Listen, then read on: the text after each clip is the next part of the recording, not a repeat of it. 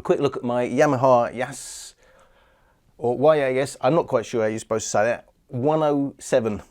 So this was interesting because first soundbar in the world to have DTS Virtual X. And why is that interesting? It's because DTS Virtual X is a pseudo surround processing system whereby they look for clues in the track itself as to what it thinks should be high or low. So it's mostly about height information, although it will use rear information and 3D information within the track. But the point being, it can take a stereo soundtrack and process that quite accurately so that what it guesses, such as a helicopter flying overhead, obviously in a stereo soundtrack is very much in the 2D plane, it recognizes that within the track and will use processing within the speakers to try and place that so it sounds like it's overhead. Of course, it's not overhead.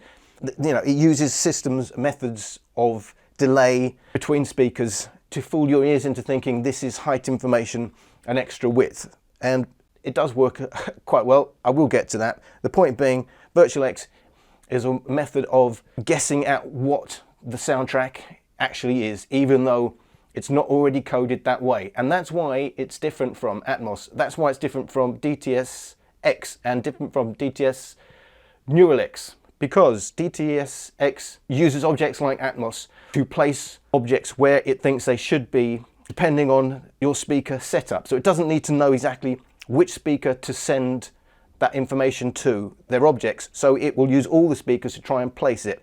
The point being, those objects are hard-coded in the track, in a DTS X track. In a DTS Neural X, a method of upmixing basically, to accurately place that information within a 5.1 or a 7.1 setup. And so they are both different from Virtual X, because Virtual X is working in real time on the actual track that you are playing. Nothing has been pre-processed. It cannot decode DTS X. So if you've got DTS Virtual X, do not think it's now going to code anything like Atmos. Of course, it's not. There's no Atmos decoding on this at all anyway. It's not going to decode DTS X. They are two different things. One's hard-coded, one's a guessing method in the processing. And again, Neural X is also pre-processing in the way that in the sense that it's hitting your speaker, because it's done in the mixing, so it's pre-up-mixed, although it wasn't there in the original track. I hope that makes sense. So first soundbar in the world to have Virtual X. Is it the only reason to buy the speaker? No. So before I go into the long-winded overview of the speaker in use and what I thought about it, just to say I do like it. Bear in mind, this is a £200 speaker. Bear in mind, this is basically the bottom rung of Yamaha's soundbars. They've got the 105, which is similar pricing, but technically one down because it's two numbers less, isn't it? 105, 107, but it doesn't have Virtual X. So this is the newer speaker. They also have the 207. Now, I understand there's problems with that, not least with the crossover where people are getting speech on the separate subwoofer. And that's the point about the 207, it's got a separate subwoofer. So this is really about having built-in subwoofers, whereas the 207 comes with its separate subwoofer. However, problems with speech in the crossover, which apparently is not going to be fixed in firmware. And the point is expandable, the 107. It's got a subwoofer out. And from what I gather, I haven't used it with a separate subwoofer. That wasn't my intention. However, if you are going to expand your system, pairing this with a nice budget-oriented subwoofer, you're going to find it's going to be hard to beat with a pre-packaged subwoofer like the 207, which is never going to match a decent aftermarket subwoofer, which, by the way, is going to have to be active. Just to give you a quick overview, do I like it? Do I like it? I do really like it. Bear in mind, it's a £200 speaker. It's at the budget end of the Yamaha's range. It's not perfect, but I think it's great. It's probably, it's probably as good a value as you could get at this price level. Now, I've just come from the Samsung MS650. I have to say, this is half the price of the 650 and maybe 65% of the performance. I did notice a big difference between the two speakers. I couldn't really live with this after having heard the 650. However, it's a really nice speaker. It's well balanced. It does take you to another level if you've only ever had the TV speakers. And the point being, look at the height. So if you're going to place this flat in front of the telly, the chances are you're not going to obscure the IR receiver for your remote on your telly. And that's a big problem with other soundbars. The low profile means you've got more chance of being able to live with it and use your normal TV remote without blocking, the IR receiver. That was an issue with me with the MS650. However, you may be wall mounting it. You can wall mount this. And as you notice, it's a flat plane, and when it's lying flat, the speakers are pointing up. And obviously that's quite good if you're going to use Virtual X, because you're looking for high information. It's sending the sound up. But if you wall mount it, apparently it knows its orientation, and it will adjust the output to take account of whether it's wall mounted, so the speakers are facing you, or you've got it lying flat and the speakers are firing up. And I have to say, there wasn't much difference. A lot less difference than I was expecting, having the 107 firing up or having it facing you. So it's a good all-round budget speaker. The Virtual X does give you a wider soundstage. It does raise the height of the soundstage. However, it does other things that I don't like. It hides the speech a little bit. So the big problem with soundbars that I've found, when the big action scenes come, you start to lose some of the speech and you have to start playing around the remote. I'll turn it up, but then you turn it up enough for the speech, the explosions are too loud. And that's a big problem. Now, I found it an even bigger problem once you hit Virtual X, because it seems to make the background sounds louder. And also the sound is a little bit thinner. Wider but thinner. So I found it a bit hard-edged. It sounded quite natural. I can't say it was unnatural. However, I didn't like the way it changed the actual soundtrack itself.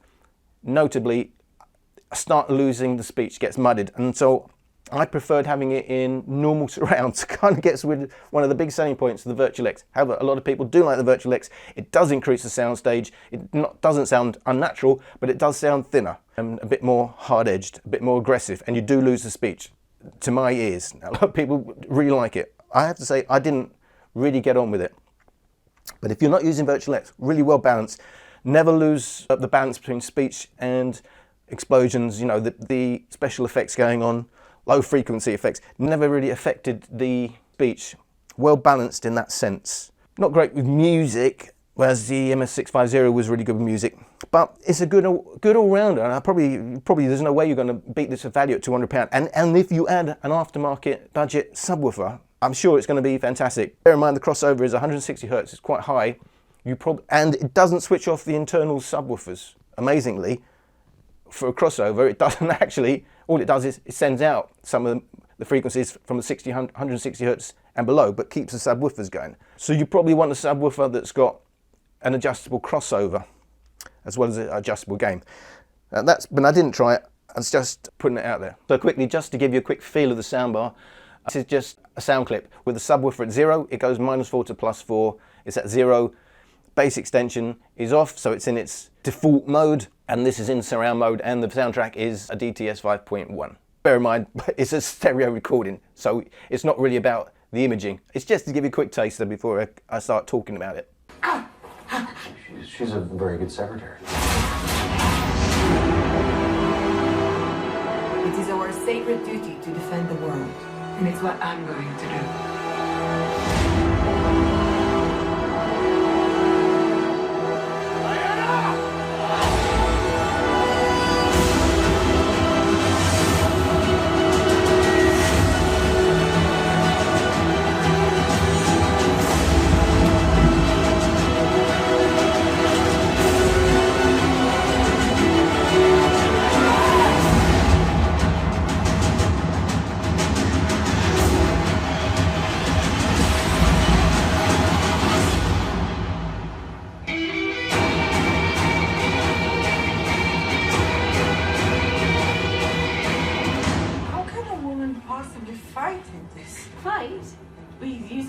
Principles, although I am not opposed to engaging in a bit of fisticuffs should the occasion arise. So the soundbar itself, obviously it comes with its remote, but it is touch sensitive as well. So not only on the remote, you can also turn it on and off from here. So for instance, it's now off. I only got to touch the power button.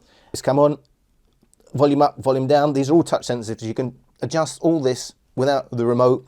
the mute button, and even the selector source. But however, having come from slightly higher end soundbars, I have to say, what was a pleasure on this speaker, bear in mind, with the nightmare of all the different codecs for different types of surround sound, you know, 5.1, 7.1, Atmos, lossless, not lossless, blah, blah, blah. And some are supported, some aren't. And depending on what source you're using. Now, I was trying to use it from a PC and trying to bitstream. Now, nightmare is when they don't tell you what your receiver is actually getting. You don't know what's being passed. Samsung 650, no idea. Unless I completely overlooked something obvious, it did not indicate what the source material was. However, you have a Dolby Digital and a DTS indicator. Not only that, so it'll light green if it's a Dolby Digital track. By the way, this supports Dolby Pro Logic to Dolby Digital DTS. Now, some people argue, does it play DTS HD master track? Because it doesn't play lossless. However, DTS HDMA is both a combined lossless and lossy codec. When I was playing it, it did play. Obviously, it's picking out the lossless part of the track because it's embedded. But some people say you can't play it at all. I did manage to play it. Just want to put that out there. However, lights green for Dolby Digital. It lights red if it's... First time it came up red and I thought, oh my God, it's not working.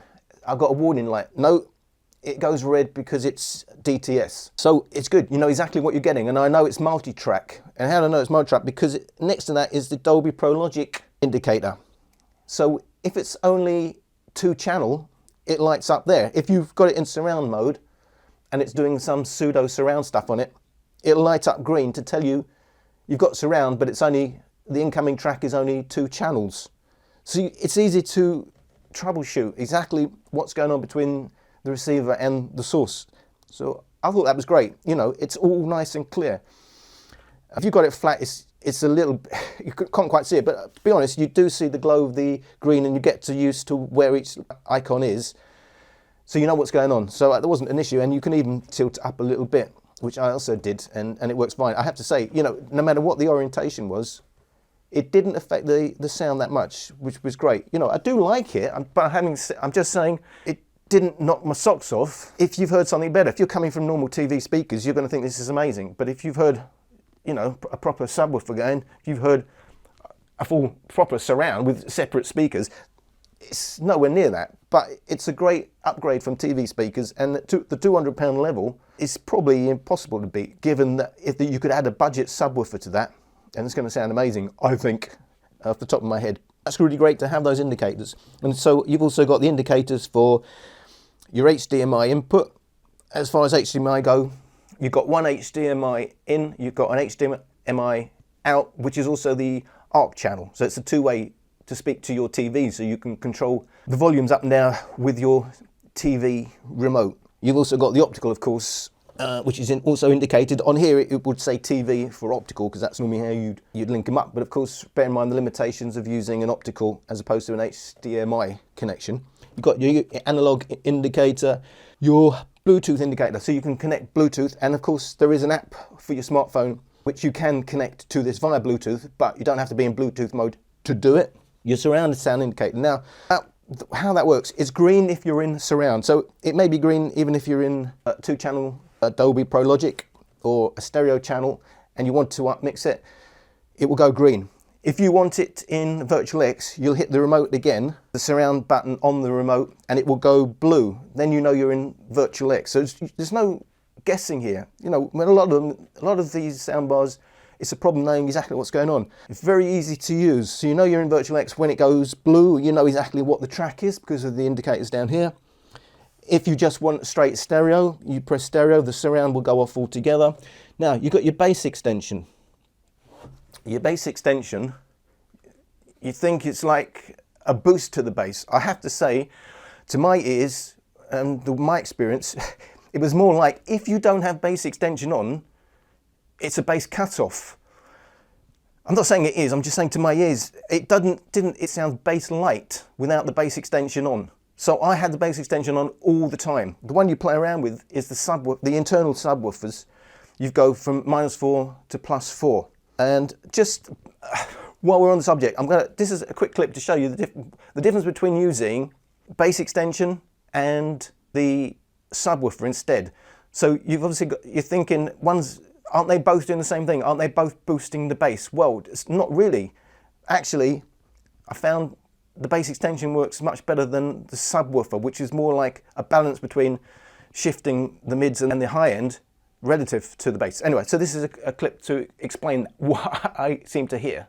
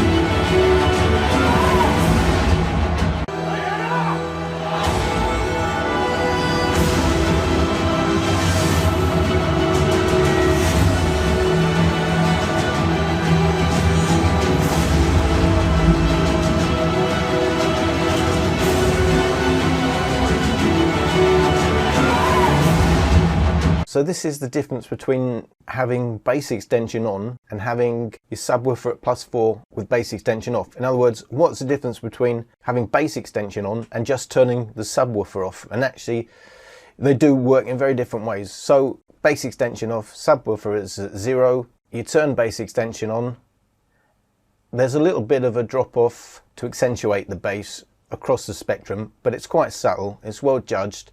The big difference is you get that extra boost at bass, and it's a rounded sort of sound. It sounds quite natural because it's not just like a low 60 hertz boost. It's right across there from like 200 down. You can see the big dip about 170. So it's quite wide. It's upper bass and some lower bass, and compared to the rest of the spectrum, it's quite subtle, so it's not like turning off all the highs and the mids to make it sound like it's more bass heavy. It does give it some warmth and some roundness at the low end, which sounds natural rather than boosted. So that's the difference between normal mode with a subwoofer at 0 and then just putting your bass extension on.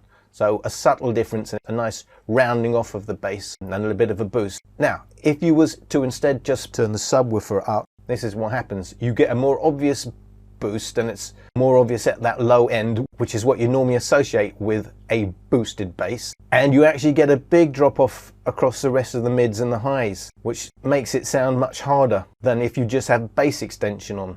So subwoofer full up, bass extension on instead of subwoofer straight up, and the difference is, again, it's more of a round on bass extension, more of the sound is affected at that lower end. So more of the upper bass as well as some lower bass is affected without hurting the rest of the sound too much. When you turn the subwoofer up, you're losing more of that of the mids and the highs, which makes it sound a bit harder and a bit thinner. That's why I don't like having the subwoofer turned up. I'd rather have a bass extension on.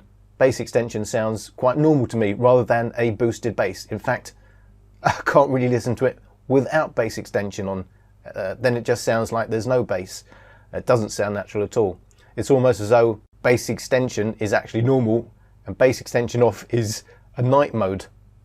That's how it, because there isn't a night mode on here. So to me, it's almost a night mode rather than a normal mode to have bass extension off. So that's why I always use it with bass extension on. It sounds anemic without it, to my ears, and basically leave the subwoofer at 0, but if you want more bass you can, but bear in mind it's juggling with the rest of the spectrum.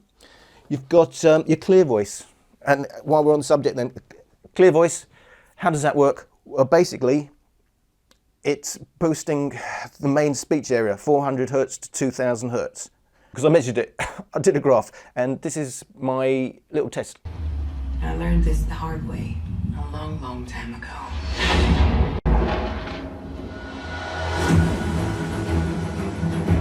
What is your mission? To stop the war. What war? The war to end all wars.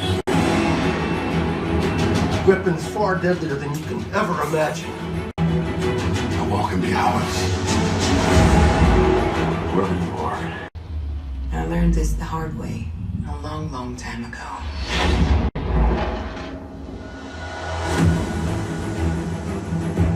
What is your mission? To stop the war. What war? The war to end all wars.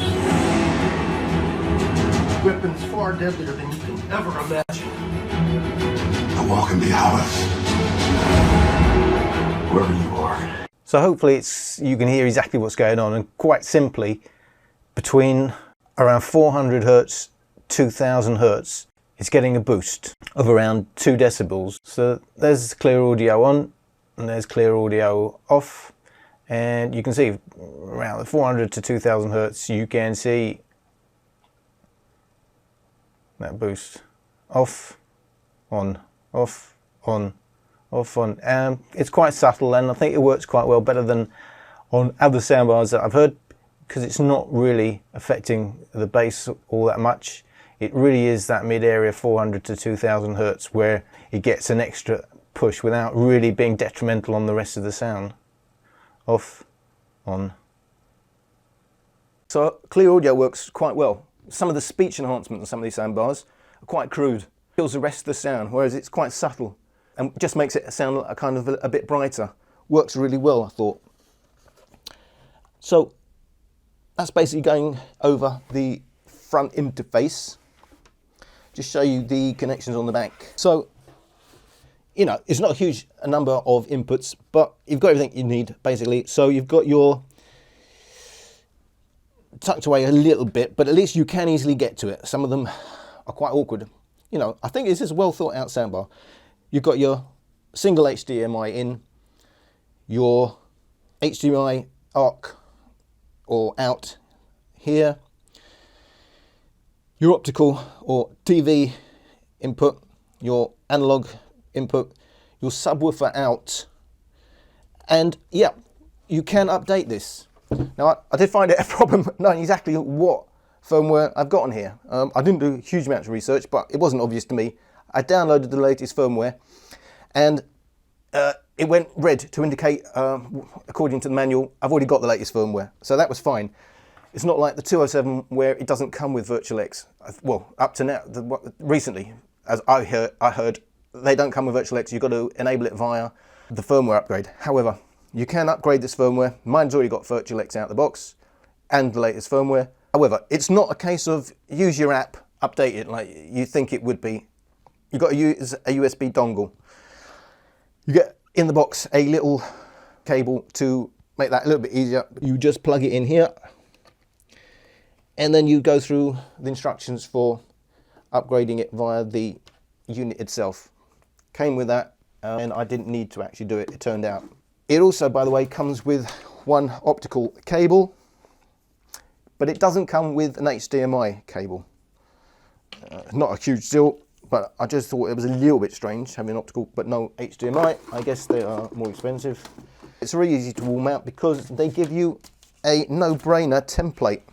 Put that on the wall, it tells you exactly where to drill your holes. I find it hard to imagine how you could possibly go wrong with that. You also get your manual in the box, which is quite good, but obviously download the online one, it'll tell you even more. Because yeah, I think that was all the inputs. Obviously that is your power in. The remote, it's a bit dinky, it's a bit lightweight and small, but it works. You got your subwoofer up and down volume, you got your mute button, you got your overall volume up and down, but what you don't get is any form of treble control. I thought that was a bit of an omission, however, that's how it is. You can control how bright these lights go. You may have a really dark room and they may be a bit bright for you. You can control them from here. You've got your Bluetooth button there, clear voice selector, bass extension, surround sound, stereo. Just bear in mind that if you want Virtual X, it's 2 clicks on the surround sound if you were in stereo. So stereo, you go to surround once, and then second surround click is Virtual X. And of course your input selectors, your power button. So kind of everything you've got there. Having said that, they do an app which does expand the processing features. This is the app. So the app is called the HT controller, and these are the basic functions you get. So you can, using your smartphone, change the inputs: HDMI, Bluetooth, DV, analog. You also get the options of more surround sound modes. So 3D surround, that's your Virtual X mode. TV program, basically it tries to optimize for what it thinks it should be for a TV program. Stereo, of course, you just get your left and right channels, and the soundbar will show that it's not in any surround sound mode. Movie mode, that is the standard surround sound mode when you hit surround sound on your remote control. Music, it's supposed to make you feel like you're in a concert hall. Sports is meant to make it sound like you're in a live arena. And gaming is another type of 3D surround mode, but not a Virtual X mode. You can also engage clear voice using your smartphone. You can engage bass extension, and you can go up and down the volume steps for your subwoofer. Of course, on the actual home interface, you can do the actual volume for the soundbar as well, but it's a bit weird that that isn't inside the actual sound section. But you also get your information, so it'll tell you the app version, and not a lot else, to be quite honest. That is the basic app. Oh, I think the app could be a lot better, clearly, but you do get some extra processing options. Nothing that really excited me, nothing that makes me want to go to my smartphone to start controlling it. But they're there if you really want them. Or if you want to share your remote with someone else, you can both play around with it. As I said, I personally wasn't a fan of Virtual X on here. It didn't suit the way I like a warm sound. I do like mids, forward and front, and I don't like that. Don't normally like a V shape. Some speakers that do. However, especially with movies, I'd like a warm mids, and I want them to be obvious. You really lose that when you go to Virtual X. It does expand it, no arguments. You do get some extra height, but whether it's real height, whether it's really placing helicopters, whether it be a little bit of that. However, the sound is thinner and harder edged. So this is my comparison between Virtual X and surround. She's a very good secretary. It is our sacred duty to defend the world, and it's what I'm going to do.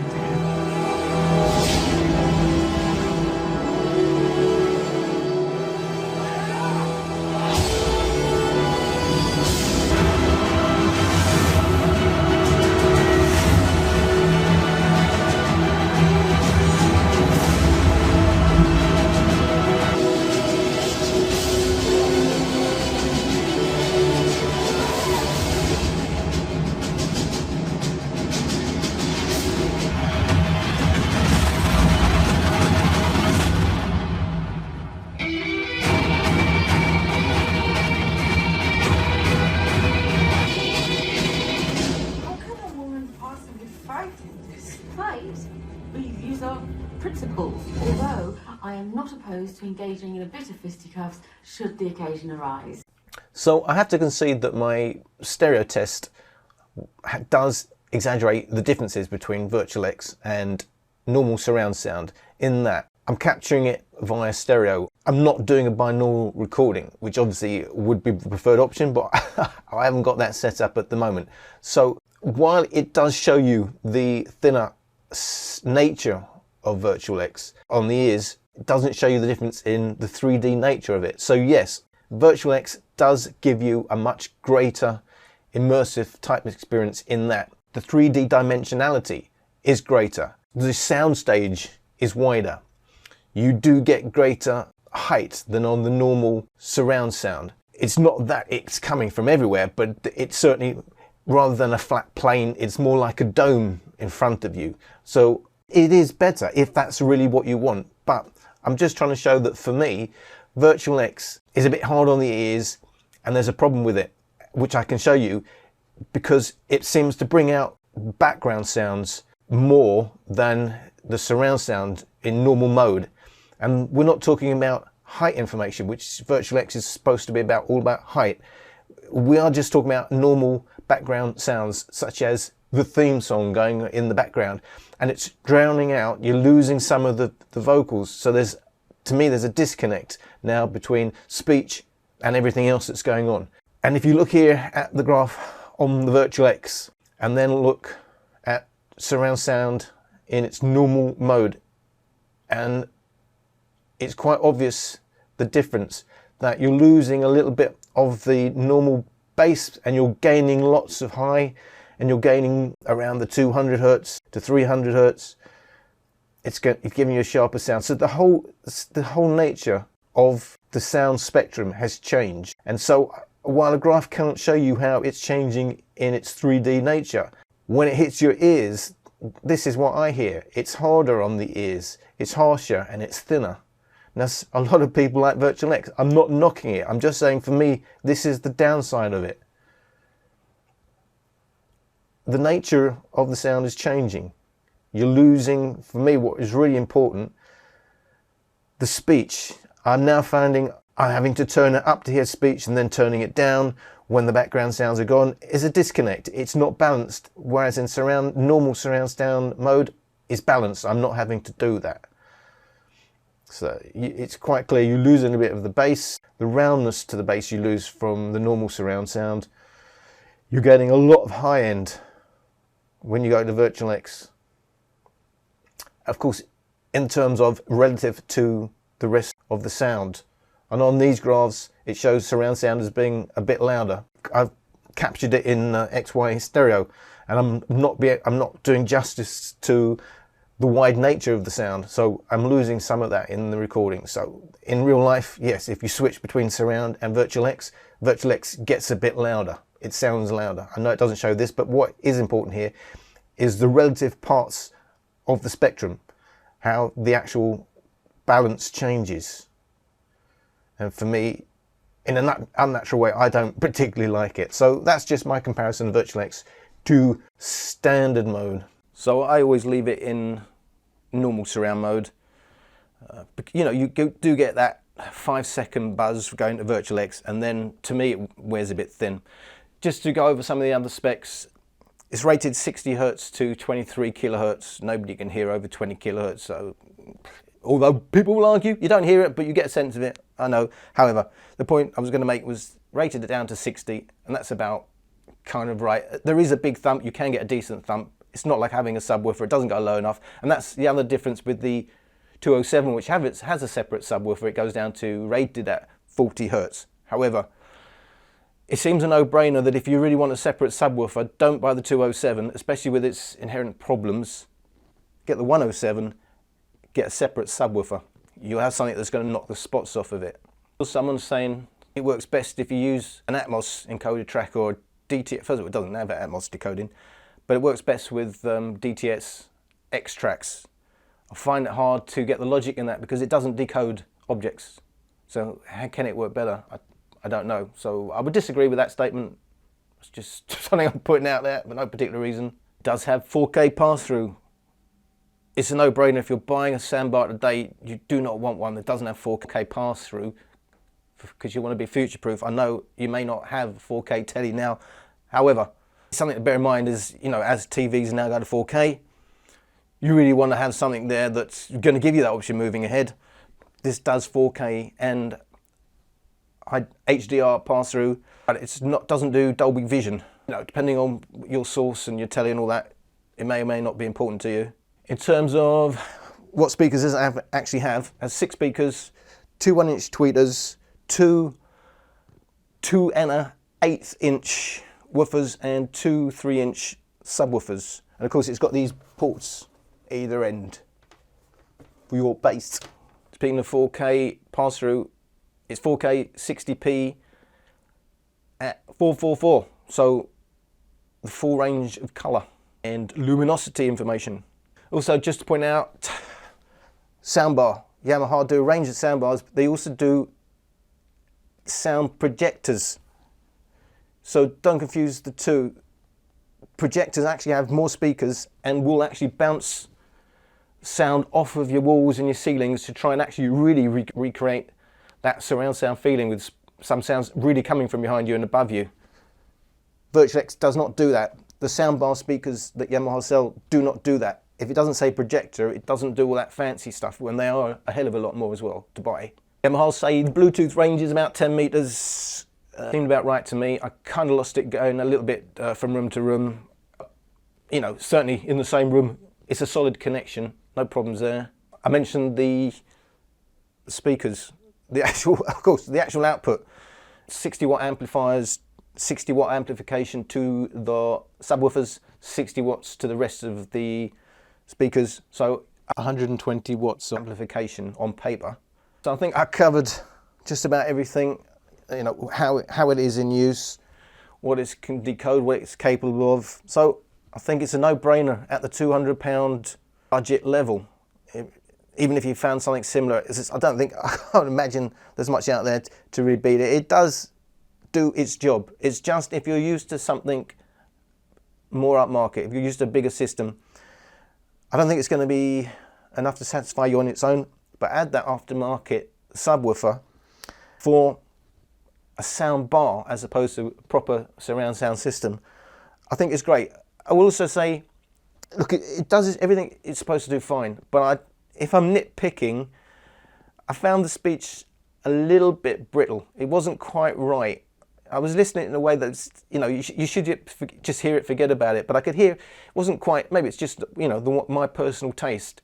But, you know, look, it's a £200 speaker. You can't really expect that much. But if I'm picking holes, I would say the way it handles speech, although it's clear and it's out there, it's a little bit brittle, a little bit unnatural.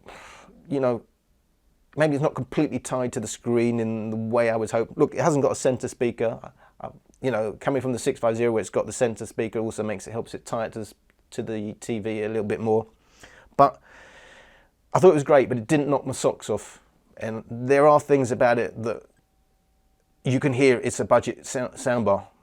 Having said that, overall, if your budget is £200 or $200, depending on where you are, I know you're not going to be losing out. I can't think of anything else at the moment out there that you could say, oh, that's definitely better, that people are talking about. So I think it's a no-brainer at that budget level. It's just what your expectations are. And of course at £200, and you've always got the choice of adding the subwoofer, which is going to take it a whole new level. I mean, that's where most of the effects are going to happen. That's where the real surround sound feeling comes from.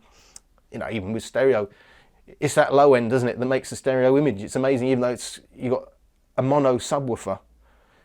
Turn your subwoofer off and it's like this stereo image collapses. It's quite amazing how it works. Great that it's non-directional and you can stick your subwoofer wherever you want. So overall, I highly recommend it.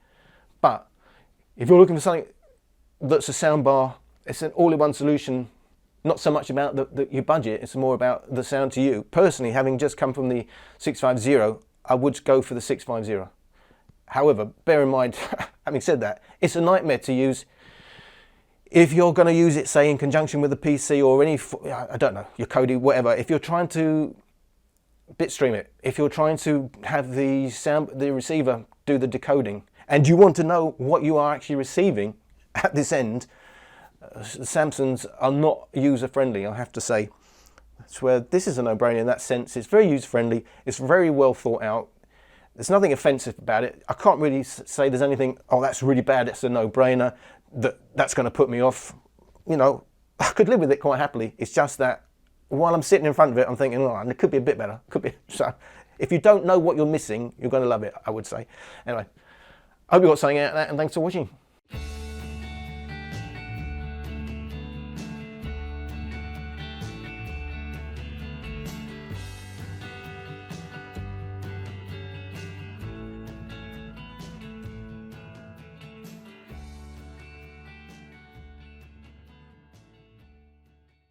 UK